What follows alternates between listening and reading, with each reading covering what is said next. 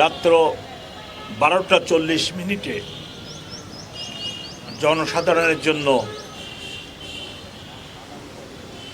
পলাশী প্রান্ত থেকে অর্থাৎ পশ্চিম পাশ থেকে বেদিতে প্রবেশের জন্য উন্মুক্ত করে দেওয়া হবে।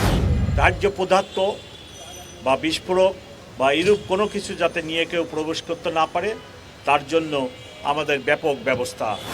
প্রতি বছরের ন্যায় এবছরও শহীদ দিবস ও আন্তর্জাতিক মাতৃভাষা দিবস আগামীকাল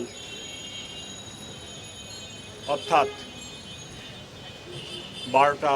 আজ রাত 12:01 উদযাপিত হতে যাচ্ছে।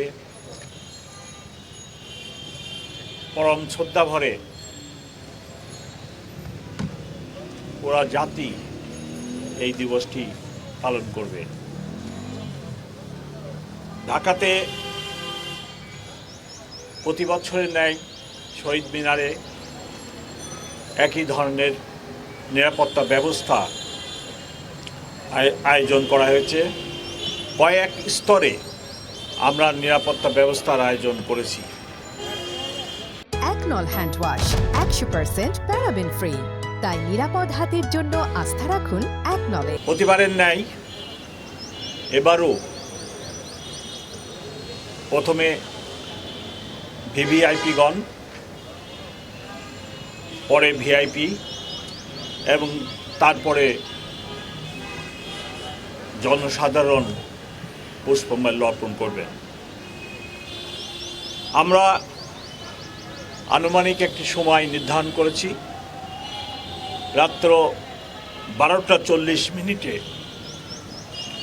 জনসাধারণের জন্য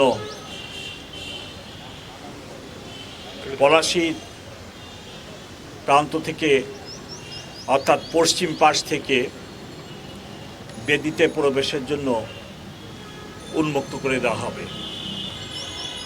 আমরা সকলকে অনুরোধ করব, যেনারা রাত্রে আসবেন ওনারা যেন আমাদের অনুরোধে সাড়া দিয়ে রাত্র 12:40 দিকে আসেন। এবং আমি সকলকে অনুরোধ করব, সবাই যেন বেদিতে পুষ্পমাল্য দেওয়ার সময় যথাযথ শৃঙ্খলা মেনে চলেন।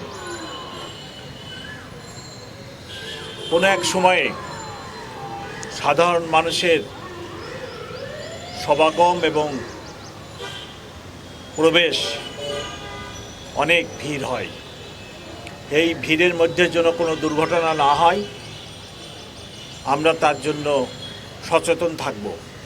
কিন্তু পাশাপাশি যিনারা আসবেন তাদের প্রতি বিনীত অনুরোধ, ওনারা যেন নিজেদের নিরাপত্তা, ওনাদের মোবাইল, মানি ব্যাগ এবং অন্যান্য ভ্যালুয়েবলস যা থাকবে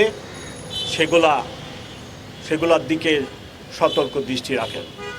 দাহ্য পদার্থ বা বিস্ফোরক বা এরূপ কোনো কিছু যাতে নিয়ে কেউ প্রবেশ করতে না পারে তার জন্য আমাদের ব্যাপক ব্যবস্থা থাকবে।